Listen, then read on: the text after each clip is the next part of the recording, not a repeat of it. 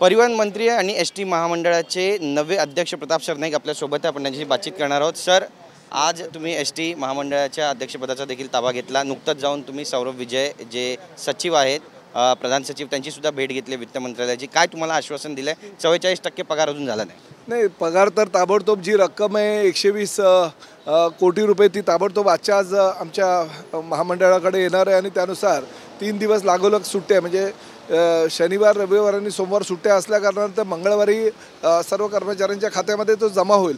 परंतु महत्त्वाची बाब म्हणजे 1076 कोटीची आम्ही मागणी केली होती, त्यापैकी 120 कोटी रुपये आज मिळाले। उर्वरित रक्कम ही टप्प्याटप्प्यानं देण्याचं वित्त खात्यानं मान्य केलेलं आहे। दुसरा महत्त्वाचा निर्णय असा झाला की दर महिन्याला असं संकट येऊ नये, कारण आमच्याही काही अधिकाऱ्यांनी चुका केलेल्या आहेत। आमच्याही काही अधिकाऱ्यांनी वित्त खात्याकडे जी मागणी केलेली आहे ती मागणी योग्य प्रकारे न केल्या कारणानं किंवा त्याचं ऑडिट योग्य प्रकारे सादर न केल्या कारणानं काही अडचणी निर्माण झाल्या होत्या।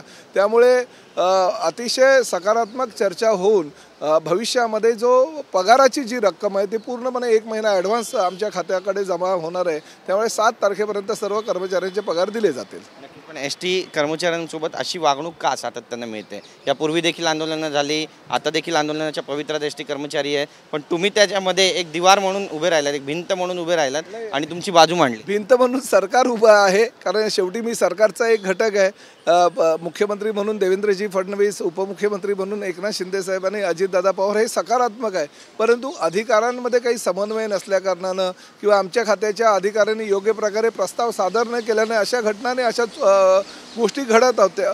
परंतु मला असं वाटतं की मी आता आजपासून या खात्याचा कार्यभार स्वीकारला आहे। भविष्यामध्ये दोन्ही खात्यांमध्ये कसा समन्वय साधला जाईल आणि दोन्ही खात्याच्या समन्वयातून आमच्या कामगारांचं कसं भलं होईल यासाठी मी प्राधान्य देणार आणि निश्चितपणे भविष्यामध्ये आमचं जे एसटी महामंडळ आहे, कॉर्पोरेट महामंडळ कसं होईल यासाठी मी प्राधान्य देईन। तुम्ही स्वतः रिक्षा चालक होता, त्यामुळे तुमची तळमळ दिसून येते। अजितदादांना काही सांगू इच्छिता? कारण वित्त खातं त्यांच्या अजितदादांमुळे तर उलट आता आमचं महामंडळ भक्कम होणार आहे, कारण दर वर्षाला 5000 बसेस घेण्याचा निर्णय त्यांनी दिला। त्यामुळे 25,000 बसेस आमच्याकडे 25,000 बसेस या 5 वर्षात येणार आहे।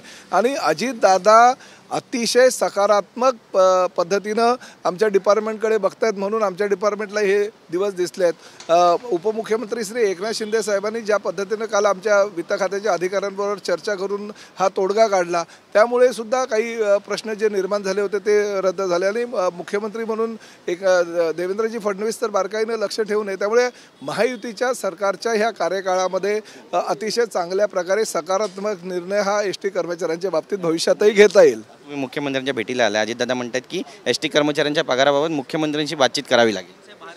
नाही, मी एसटी कर्मचाऱ्यांच्या पगाराबाबत बिलकुल काही नाही। अजितदादा आमच्या डिपार्टमेंटबाबत अतिशय सकारात्मक आहे। केल्याबद्दल camera person Yogesh sir, Girish Gaikwad, TV9 Marathi, Mumbai.